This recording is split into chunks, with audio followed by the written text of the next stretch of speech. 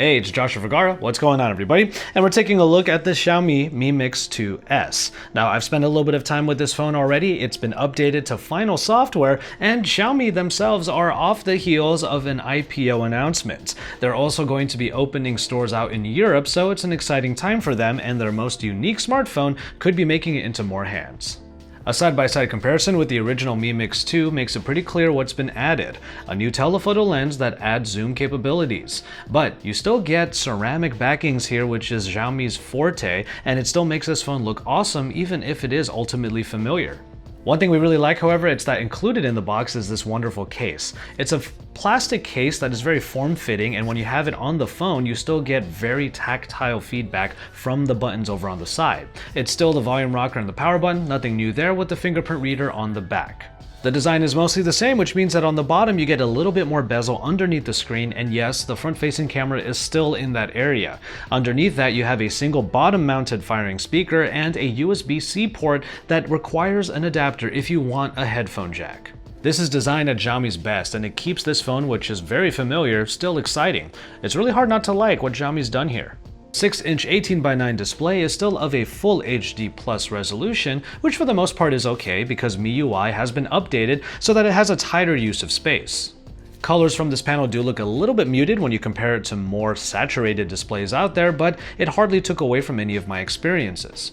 I do wish that the display got just a little bit brighter though. This is an IPS panel, and when the sun is really bearing down on it and I would crank the brightness all the way to 100%, I felt like it could get a little bit brighter and help me out so that things were more legible.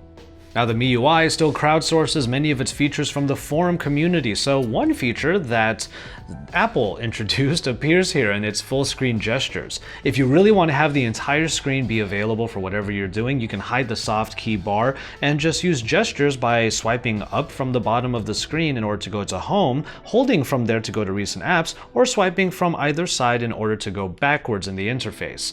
Now, there are some annoyances here. For example, when you are in YouTube and you're watching videos in landscape, swiping from the bottom to look at related videos could trigger the home function. Oh, and when there's no home button on the bottom, that also kind of eliminates the easiest way of activating Google Assistant.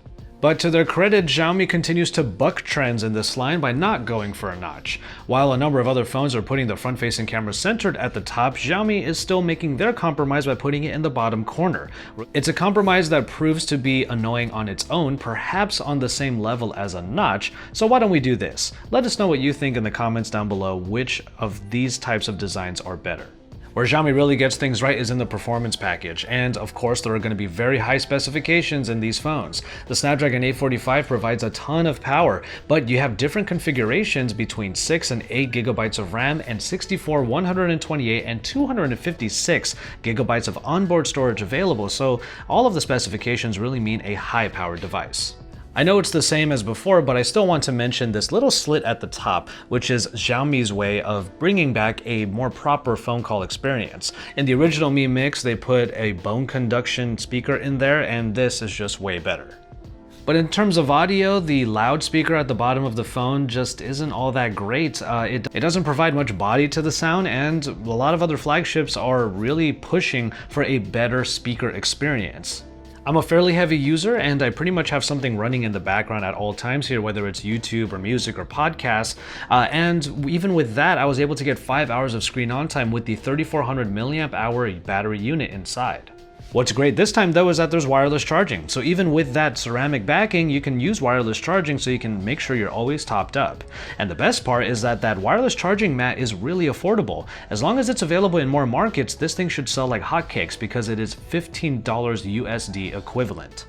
Alright, so let's talk about the camera. Aside from adding in a telephoto lens, the Mi Mix 2S also gets a better sensor. The main lens now has an f1.8 aperture with pixels at 1.4 microns. The zoom lens, on the other hand, gives you 2x optical zoom, but the pixels are 1 micron sized. All right, let's talk about the front-facing camera. The placement still makes it a bit annoying to use. There are ways around it, like turning the phone around so that you are able to get a more conventional selfie, and then you can import that into the different applications where turning the phone over might mean some silly interactions, like Instagram or Snapchat. It's still not in an ideal place to do video calls or live streaming, but then again, that's the compromise you have to make for a full-screen experience. Pictures out of the front-facing camera are 5 megapixels. They are pretty decent, but not something to get too excited about. It also provides the ability to add bokeh background effects, much like a portrait mode, but then again, there is a real portrait mode now for the rear shooters. The frame will be a little bit tighter, and the software will be adding bokeh background effects as long as it gets the cutout right, which it does maybe 80% of the time. It really kind of depends on your subject, but overall, when you get the good result, then the picture itself looks pretty great, with great detail, and the background effect is pretty nice.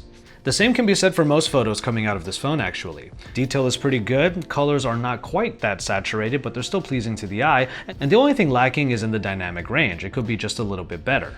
Video capture is actually pretty detailed. I was pretty happy with a lot of the 4K video that I got out of this device, especially for that vlog. And as long as the exposure is dialed in properly, you'll get a good looking video. Audio could be a lot better though, as plenty of the videos exhibited a lack of audio clarity. One final addition is the AI engine, denoted by a simple AI icon at the top of the viewfinder. You just click that and it will try to figure out what you're pointing the camera at. Once it does that, it will change the settings accordingly. The main gripe I have with this is that it doesn't change straight to the portrait mode if you're pointing it at one person, which I feel like should be the default behavior. However, if you're pointing it at, let's say, food or some sort of plant or a flower or a building so that it brings up those particular modes, it also seems like the default behavior is to up the exposure and then make the photos more saturated. It made me kind of feel like the AI engine needs a little bit more work just to make sure that it's doing more in general. Thankfully, pictures out of the phone already look pretty good, so it's not like you have to have the AI mode on all the time. I expect that the AI engine is going to be enhanced in future generations, and I look forward to that. After all, the software in MIUI is updated all the time, and because it is crowdsourced because of their robust forum community, then you get a ton of new features all the time, and in this particular case with MIUI 9.5, there are a number of them added in. We already talked about the full screen gestures, but in the home screens you now get a guide. It's a little bit like the OnePlus Shelf, where shortcuts can be added and one widget gives quick access to a note-taking area. It's a simple but welcome addition that shows that the MIUI is always evolving, and thanks to the input of its users, its very avid users, the MIUI will provide even more on top of the existing Android 8.0 Oreo experience.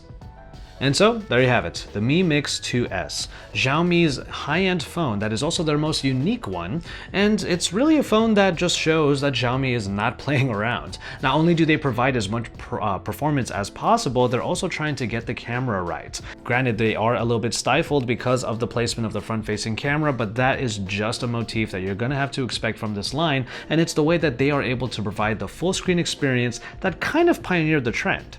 It's an exciting time for Xiaomi, and this just might be the flagship phone that they want to move them out of the East and move more into the West. And luckily, even if this is just an update to a phone we already reviewed last year, the good thing is that the Mi Mix 2S hasn't lost its luster. As always, thank you guys very much for watching, and hope you enjoyed this review of the Xiaomi Mi Mix 2S. Now, you can take a look at all of the other coverage of this phone, including the Shanghai vlog that I put out a little while ago, here at the Android Authority YouTube channel. If you're not subscribed, make sure you do so, and there's that little bell on the side that you can click to turn on notifications so you know exactly when we put out all of our videos. From there, you can head over to AndroidAuthority.com, where we are going to be reporting to you live from Google I/O, and there's a lot of exciting stuff going on there, so you're going to want to keep up by heading over to AndroidAuthority.com, because we are, of course, your source for all things Android.